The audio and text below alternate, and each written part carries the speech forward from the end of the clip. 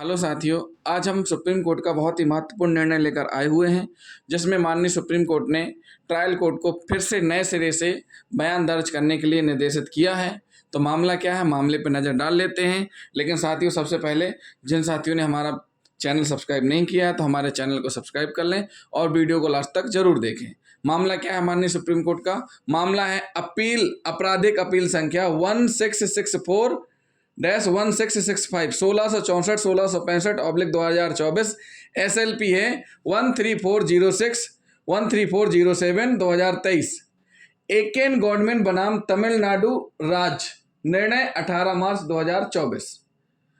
अभियुक्त अपीलकर्ता पर जो सेक्शन दर्ज है, आरोप जिस पर चल रहे हैं 419 420 IPC के और IT एक्ट के 43J66D के तहत मामला कायम है। जिस संबंध में जिला न्यायालय से जमानत निरस्त हुई, उच्च न्यायालय से भी जमानत निरस्त हुई है। माननीय सुप्रीम कोर्ट में सुनवाई हो रही है जमानत के संबंध में। माननीय सुप्रीम कोर्ट ने अवलोकन किया मामले का और साथ ही साथ ट्रायल कोर्ट से रिपोर्ट मांगी और देखा कि ट्रायल कोर्ट ने अभियोजन पक्ष के 12 गवाहों के मुख्य परीक्षा बयान दर्ज किए गए हैं और बिना जिरा यानी क्रॉस परीक्षण के माननीय सुप्रीम कोर्ट ने विचारण कोर्ट के विद्वान ट्रायल जज से एक रिपोर्ट प्रस्तुत करने का अनुरोध किया। 11 मार्च 2024 को ट्रायल कोर्ट की रिपोर्ट का अवलोकन किया। मतलब 11 मार्च 2024 को ट्रायल कोर्ट के द्वारा रिपोर्ट प्रस्तुत कर दी गई माननीय सुप्रीम कोर्ट में। जब माननीय सुप्रीम कोर्ट ने ट्रायल कोर्ट के द्वारा प्रस्तुत रिपोर्ट का अवलोकन किया गया तो क्या पाया कि 27 जून 2023 के एक आदेश द्वारा माननीय हाई कोर्ट यानी उच्च न्यायालय के द्वारा अधिमानतः 4 महीने की अवधि के भीतर मुकदमे को पूरा करने का निर्देश जारी किया गया था। मतलब उच्च न्यायालय ने ट्रायल कोर्ट को निर्देश जारी किया था कि 4 महीने के भीतर मामले को कंप्लीट किया जाए। कब किया था? 27 जून 2023 को। जिस कारण ट्रायल कोर्ट ने 30 मई 2023 को आरोप तय किए यानी चार्ज लगाया और उसके बाद 25 जुलाई 2023 से 7 फरवरी 2024 तक अभियोजन के 12 गवाहों की गवाही दर्ज की गई। क्या की गई? 25 जुलाई 2023 से 7 फरवरी 2024 तक अभियोजन के 12 गवाहों की गवाही दर्ज की गई और रिपोर्ट दर्ज है कि अभियोजन पक्ष के गवाहों के साक्ष्य अभियुक्त अपीलकर्ता की उपस्थिति में दर्ज किए गए थे। जो ट्रायल कोर्ट में ऑर्डर शीट होती है, ऑर्डर शीट में रिपोर्ट दर्ज है कि अभियोजन पक्ष के गवाहों के साक्ष्य अभियुक्त अपीलकर्ता की उपस्थिति में दर्ज किए गए थे। अभियोजन पक्ष के गवाहों का मतलब 2 पक्ष होते हैं। जब भी चालान न्यायालय में पेश होता है, जो फरियादी पक्ष होता है उसको अभियोजन पक्ष कहा जाता है और जिस पर आरोप लगे होते हैं वो अभियुक्त पक्ष कहलाता है। तो अभियोजन पक्ष के गवाहों के साक्ष्य अभियुक्त अपीलकर्ता की उपस्थिति में दर्ज किए गए थे। जो ये 12 गवाह हुए हैं, किसकी उपस्थिति में दर्ज किए गए थे? अपीलकर्ता अभियुक्त की उपस्थिति में। गवाह के दौरान अपीलकर्ता अभियुक्त के वकील उपस्थित नहीं थे क्योंकि उन्होंने किसी वकील को नियुक्त नहीं किया था। जो ट्रायल कोर्ट की रिपोर्ट प्राप्त हुई है उसकी ऑर्डर शीट में उल्लेखित है कि जब गवाह चल रही थी, इन 12 मामलों की जब गवाह हुई हैं तो गवाह के दौरान अपीलकर्ता अभियुक्त के वकील उपस्थित नहीं थे क्योंकि उन्होंने किसी वकील को नियुक्त नहीं किया था। ये क्या थी? ये थी रिपोर्ट जो कि ट्रायल कोर्ट के द्वारा प्रस्तुत की गई थी माननीय सुप्रीम कोर्ट में। माननीय सुप्रीम कोर्ट ने अवलोकन किया। उसके बाद माननीय सुप्रीम कोर्ट ने क्या निर्देश दिए? माननीय सुप्रीम कोर्ट ने कहा कि ट्रायल कोर्ट को इस तरह से साक्ष्य नहीं दर्ज करना चाहिए था। माननीय सुप्रीम कोर्ट ने कहा है कि जिस प्रकार से ट्रायल कोर्ट ने 12 गवाहों के बयान दर्ज किए हैं, वो भी मुख्य परीक्षा बस है, उनका क्रॉस एग्जामिनेशन नहीं हुआ है। तो माननीय सुप्रीम कोर्ट ने कहा है कि ट्रायल कोर्ट को इस तरह से साक्ष्य नहीं दर्ज करना चाहिए था।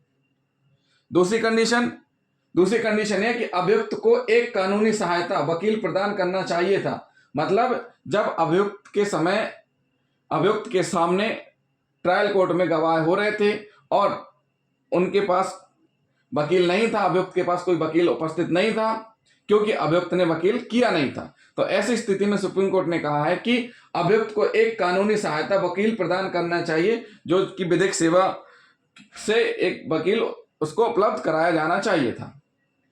साक्ष्य गवाहों को अभियुक्त के वकील की उपस्थिति में दर्ज किया जाना चाहिए।